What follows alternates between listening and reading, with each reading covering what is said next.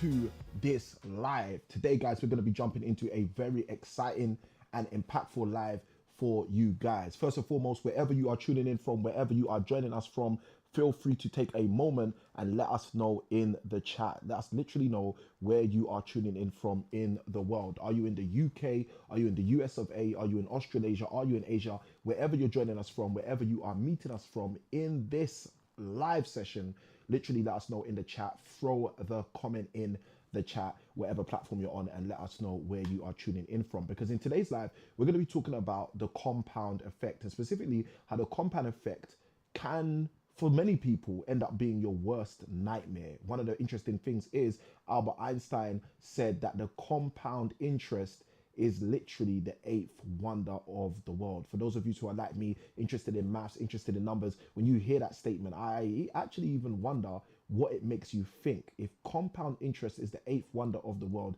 surely it should be something that we have a deeper and better understanding of. If you agree with that, just write I do in the chat. If you agree with that, just write I do in the chat. So as mentioned previously, if you're just jumping in, if you're joining me for the first time, feel free to utilize this opportunity and let us know in the chat where you are tuning in from. Are you in the UK? Are you in the US of A? Are you in Australasia? Are you in Asia? Let us know in the chat where you are joining in from as we go further faster in today's session. Because as mentioned, today's session is going to be extremely insightful. We're going to be sharing some very, very interesting stuff, which I think is going to assist you to move further faster in your future. So with that being said, guys, feel free to take advantage of this opportunity and throw in the chat where you're tuning in from. Now, I mentioned a moment ago that Albert Einstein once said that compound interest is the eighth wonder of the world. And what's interesting is I don't think enough people wonder about how compound interest can be in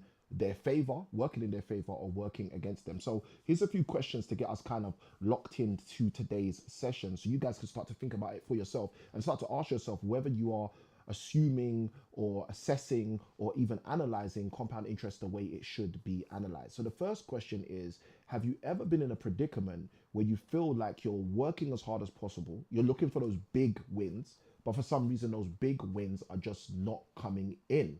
If that's you, just write in the chat me if you've ever been in that predicament or that situation before. Okay, have you ever been in that space where you feel like, you know, as hard as I work, it just seems like things just don't work? Okay, and I can really resonate with that because I remember a number of years ago feeling like that. Now, here's the second one, which is really going to resonate with some of you guys. How many of you guys have ever felt as though you've invested so much time, but you're still not getting back the fruit from your time? Okay, so it feels like you're literally wasting your time. If there's anyone in the house who's saying, you know what, Samuel, I can put my hand up to that, just write in the comments, that's me. If you've ever felt like you're investing so much time, but it feels like you're not getting back any of the time that you've invested. Now, the reason I'm asking these two questions, because first and foremost, if you're someone who's answered yes or that's me to any of those questions, first and foremost, let me say congratulations, because you're in the right place. Okay, in today's call, in today's session, we're going to be speaking about exactly how the art, the science of compound interest is a literal trap for many people and stops many people from being able to perform at their highest level in life. And as a result, it causes people to be in predicaments, situations, scenarios where they don't actually want to be in. Okay. And this is one of the most craziest things, because imagine your life being in a position where you're doing all of the work, but the work's not working for you. Imagine your life being in a situation where you're working as hard as you can, but you're still not getting past the can. Okay. And if anyone understands what I'm talking about, just write in the chat I do. If you know someone, let me even put it that way, for those of you who are meeting me for the first time, who are thinking to themselves, hold on a minute, I can't just be divulging my information to this stranger. Well, guys, feel free, if you know someone who fits into the category of what I'm talking about, feel free to write in the chat I do. Okay, YouTube story throws in the likes. I guess somebody knows what I'm talking about, so thank you for the likes. And guys, for those of you who are on any platform, feel free to like, comment, subscribe, share, do all of those things up in here, so you can continue to literally let the algorithms know that this is some good stuff, and this is the stuff that we want to breed or build a community around. Now, without further ado, let's jump right in. So as mentioned a moment ago, Albert Einstein once said that compound interest is the eighth wonder of the world. So here's my question to you. How come so many people have compound interest working against them instead of for them? Okay, now someone tell me, is that a good question? Let me know in the comments below, right? Is that a good question? If compound interest, based on Albert Einstein, okay, he's literally what we would assume to be probably one of the most intelligent people on the planet, okay? If one of the most intelligent people on the planet told us that compound interest is the eighth wonder of the world, here's a great question, okay? Why do so many people have compound interest working against them instead of working for them? All right. U2 story, and U2 story, let me know. Yo2 story, let me know if I'm saying that correctly. Said they're unaware. Maybe it's because they're unaware. Maybe it's because they're unaware. Tahila, thank you for the follow. Let's go. All right. So that's a question I'm truly interested in. Like, is it because they're unaware, like Yo2 story said? Or is it because of something else? Okay, I love that. Yo-to story. I've got it. I've got it. I've got it. Hopefully I've got it. Was that the second way? Was that the better way? Let's go. All right. Because guys, if they're unaware, then that's great. Guess what we could do? We can make them aware. But if it's not because they're unaware, then that's when we might have to have a scare. Because I want you to think about this, because in life, a lot of the time when things are going wrong, we can say all day long, it's because they didn't know. Okay. But what happens when they did know? What happens when they do realize? Okay, I'm going to go there. Just like racism, for example, right? What happens when people do realize that, hold on a minute, I'm being racist, okay? What I'm doing is wrong. What I'm doing is disrespecting the humanity of another human being. What happens when they do know? Okay? And I just want you, I want you to ruminate with that message for a moment. And some of you might be like, Samuel, why'd you go all that way? Like, why'd you go far left, far right, like straight away in the call? The reason why is because in order for us to truly assess and analyze real situations and scenarios, we have to best do it by looking at real situations and scenarios. And the reality is we live in a world where many people can say, oh, we didn't know. But now that they know, they still do the same thing that they said they didn't know. So then what happens? Do we still say, oh, it's they didn't know? If we take the statistics, if we take the measure of the planet right now, right? We have more people in poverty than we do walking in prosperity. Okay? I'm going to say it again in case you need to pick up your pen. If we take a measure of our world right now, we have more people living in abject poverty than we have people living in prosperity. And let's go. Yoto story says they choose to suffer. Maybe it's because they choose to suffer. Maybe it is. And guys, for those of you who are tuned in, feel free to let me know. Okay. For those of you who are tuned in, welcome to the live. If this is your first time meeting me, my name is Samuel Kimwin. I help people create consistent and colossal cash flow using resources and revenues that are hidden in plain sight. In fact, whilst these teachers out there tell you they'll help you become financially free within 5 or 10 years, me and my team help people do that in 6 to 12 months, and we have receipts. But my question is, like, why is it that people choose to suffer having compound interest work against them instead of having compound interest work for them, and never start realizing that, hold on a minute, this same formula, okay, and I use words like formula because I used to be a math teacher, but I don't want you to be afraid because maths is not scary when you got the right teacher. But here's the thing, why is it that this formula is allowed to work against people, but the very same people don't start to get the formula to work in their favor? I want you to think about that for a moment. And someone like you guys, let me know, why do you think that might be the case? Is it like Yoto's story said, they choose to suffer? Are people just choosing to suffer? Okay. Is it just they're choosing to suffer? All right. Alex Purcell says, I need to start leveling up. Samuel, can you help? The answer to that is, Alex, it depends on which area you desire to level up. But if it's got anything to do with cash flow creation, then I am your man. All right. All you've got to do is throw a message to me in the DMs and I'll be happy to help you. Right. And one of the best things you can do, Alex, is probably just tune into this live for a little bit, see if you resonate a little bit. And if you don't resonate, then obviously that's the fastest way to answer your question as well. All right. So hopefully that's helpful. Now, let's get a bit deeper. Okay. We said Albert Einstein, one of the most intelligent people recognized on this planet, made a statement that compound interest is the eighth wonder of the world. I submit to you that compound interest is the very reason that many people are suffering in their survivorship right now. So many people are trying to survive when they were created to thrive because of things such as compound interest. So what I'm going to do for you guys is I'm going to actually walk you through how compound interest works against you and I.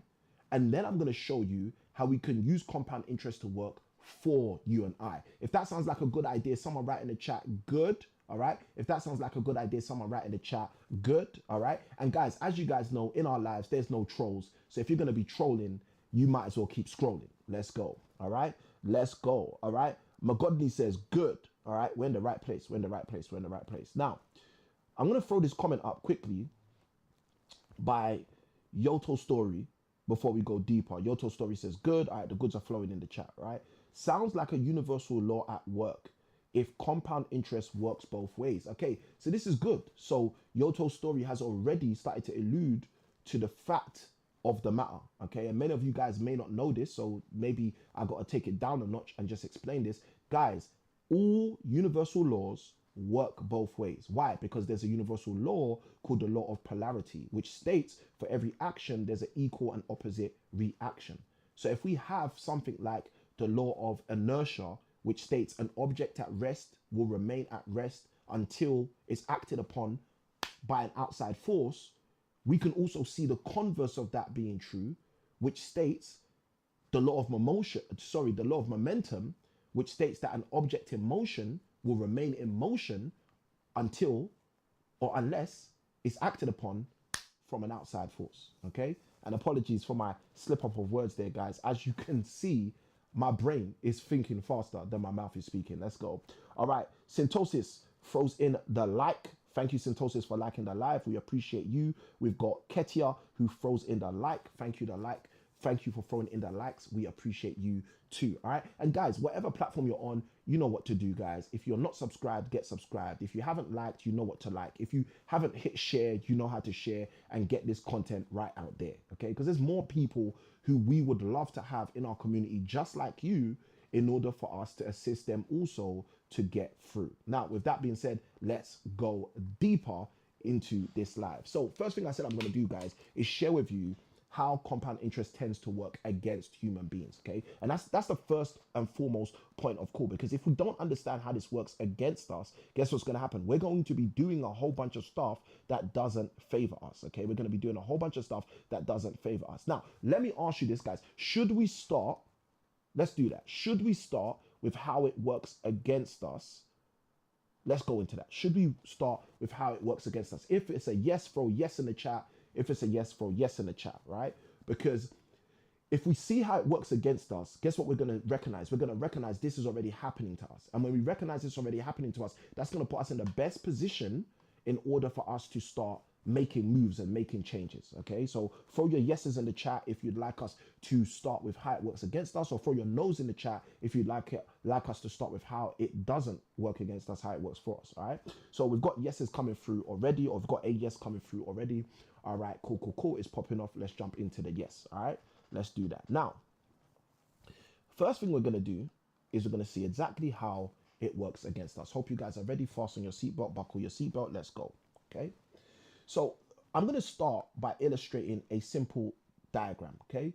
Let's say this graph is a representation of time. Okay. Which is, if you don't realize, I'm going to share this with you right now, which is, if you don't realize, I'm going to say it to you right now, which is, if you don't realize, now's a good time to go get a pen and make your first notes for this session. Your most valuable asset presently. Okay. Thank you to Fairy Chef for liking the live. Let's go. All right. So we have time, okay, going along a specific line. This is our time, okay? Each and every day, we get closer and closer and closer and closer and closer to our time being up, our time being deceased, our time ending, okay? So this is our time. Now, our time, let's say, is being measured against, in this example, our money, okay? So we'll have the pounds, we'll have the good old European euros, we'll have the strong American dollar, and strong in the sense that it's all over the place, all right, etc., etc. Now, here's what's interesting. The first thing I'm going to mark is going to be, let's draw a key. The first thing I'm going to mark is going to be the rate at which an asset goes up. So let's pick any asset. I'm interested in property, as many of you guys know. So I'm going to say the rate at which property prices go up, okay? Now, let's say, for example, you often say property prices go up at a rate of, let's get some more space, at a rate of 9% per year, even in a bad year. Okay, 9% per year, even in a bad year, property. Okay, now let's use this. Now, no growth is just purely linear.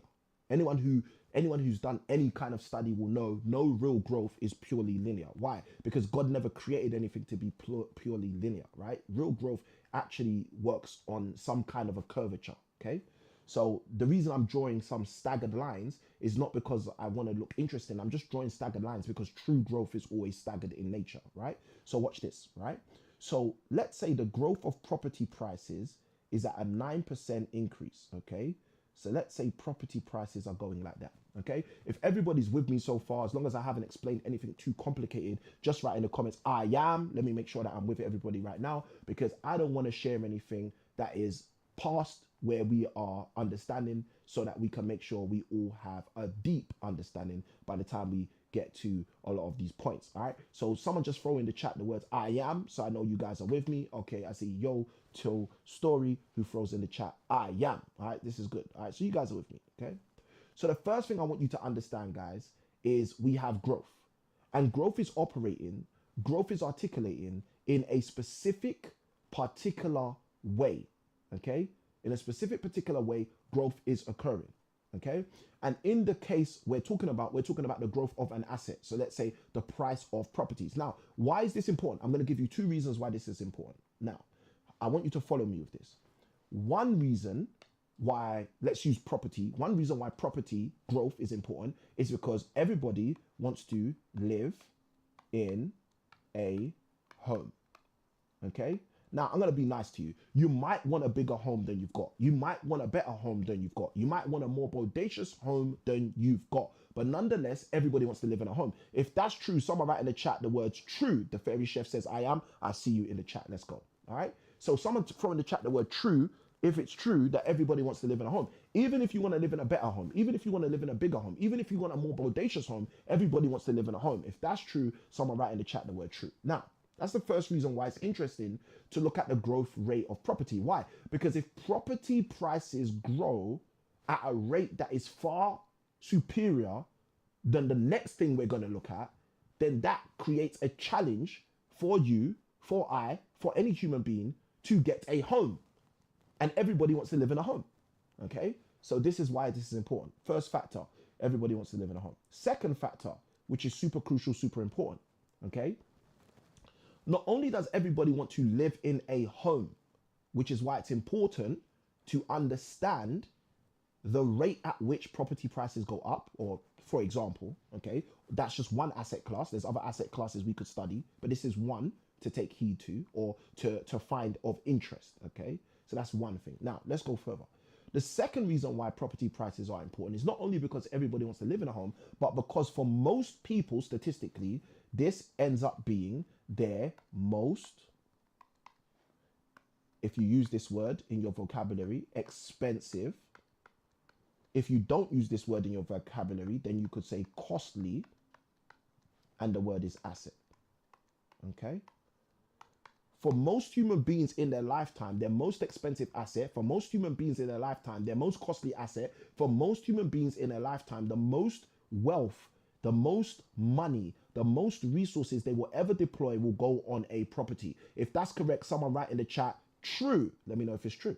Okay. Now, why is this important? Well, I'm going to tell you why it's important. If you understand statistically, mathematically, factually, okay, if you've realized that the facts of the matter of life is that everybody wants to live in a home, and that most human beings will spend the most of their resource, the most of their money, the most of their wealth to acquire a home at some point of their life. If you know that, if you figure that out, guess what you've also figured out? You figured out that it's important to understand, even at a basic level, a few things about property. Okay? So I don't know if you guys are with me. If you're with me, just write I am, so I know you are. Now let's go deeper into this so you guys can see how powerful this becomes. Okay? So we're looking at the rate of growth of the asset of property. Okay, so we're looking at property prices. We don't have to be mathematicians. We don't have to be geniuses. We don't have to be statisticians in order to look at this. Just to understand a basic understanding that roughly every year the price of property in your country, in my country, where you are, where I am, it doesn't matter where we are in the world, the rate of the price of property is going up every single year. Okay, now let me look at something else, which I think is also equally interesting. Okay, we just looked at property prices. Now let's look at, let's use purple, my favorite color. Let's now look at salaries. Okay, let's look at salaries. Let's look at salaries. This is where it gets interesting. Now, if you look at salaries, what you'll find, still curved, but you will find that salaries do not grow at the same rate as the assets. Specifically in this regard, we're talking about the asset of property. Now, the reason this is interesting is because that now creates what we call a chasm. Okay? That now creates what we call, in simple English, a gap. That now creates what we may call a barrier to entry. Now, this is super important because although for some of you guys, I know you might be thinking, oh, but Samuel, this is too mathsy for me. Like, you've gone too far already, Samuel. Here's what you need to understand. You need to understand that whether I've gone too far already, you need to understand that whether you understand what I'm talking about or not, you need to understand this is affecting you and I and every single person that will come from your loins, your children, your grandchildren, your great-grandchildren. This is going to affect them all. And the only question you really have to ask yourself is, am I the kind of person who's going to say, if it's going to be, it's up to me? Or am I the kind of person who's going to say, well, hey, Sarah, whatever will be, will be. Which basically means I'm not going to do anything. Let's just see. Okay? Let's make some declarations right now. What kind of a person are you? Let me ask you. Are you the kind of person who's going to wait and find out? Or are you the kind of person who's going to work things out? Okay, someone let me know in the chat, right? Wait and find out or work things out. Okay, because I'm going to share something with you. It's people like Nelson Mandela, who's the kind of person who was willing to work it out. Okay, I'm just saying. Okay, it's people like Martin Luther King Jr. who was willing to say, I'm going to work things out. Okay, it's the Tiger Woods of the world. It's the Serena Williams of the world. It is literally the Michael Jordans of the world who say to themselves, I'm going to work it out. I'm not going to wait to find out. And you've just got to make a decision today about your life. Are you the kind of person who's going to work it out? Or are you the kind of person who's happy, content, and satisfied with waiting it out? Oh, guys, let me tell you a little secret that I discovered when I was 18 years old and sat in a prison cell. I discovered, Samuel, nobody is coming to save you. I don't know if that's too strong right now, but I would love to place some value on your table where you are right now, sat down, looking at the screen. And the only way I can convey this value in a high level for you, in a very quick and succinct fashion, is to tell you, unfortunately, nobody's coming to save you. And if you take it upon yourself to recognize nobody's coming to save me, and I don't have to figure everything out tonight, I don't have to figure everything out one night, I can figure everything out over a series of nights, guys, I can guarantee you everything will change for you. I've seen countless people who came into my world with no hope, not understanding how they're going to continue to cope, asking themselves why they don't even have a financial rope, but were able to shift their whole situation around. And I'm going to tell you why they were able to do that. They weren't able to do that because they're more intelligent than you. They weren't able to do that because they met Albert Einstein and he said something to them that he hasn't said to you. They weren't able to do that because there's something about them which is absent from you. They were able to do it because they made a simple declaration. And that declaration is, I'm going to be the person who will work it out. I'm not going to be the person who's just going to wait it out. If I'm speaking to some work it out people, just throw in the chat the words work it out, like Yo told story. Let's go. Are you that kind of person? Are you that kind of person who's decided upon yourself, I'm going to work it out? Are you that kind of person who said to yourself, you know what, I'm not going to wait it out, I'm going to work it out? Because if it's going to be, ladies and gentlemen, trust me, it's going to be up to me. Okay? Let's go deeper. So for many people, They live their life fixed with this graph. Okay, what does this graph state? I'm going to annotate it and show you exactly what this graph states. This graph states the growth of assets, asset growth,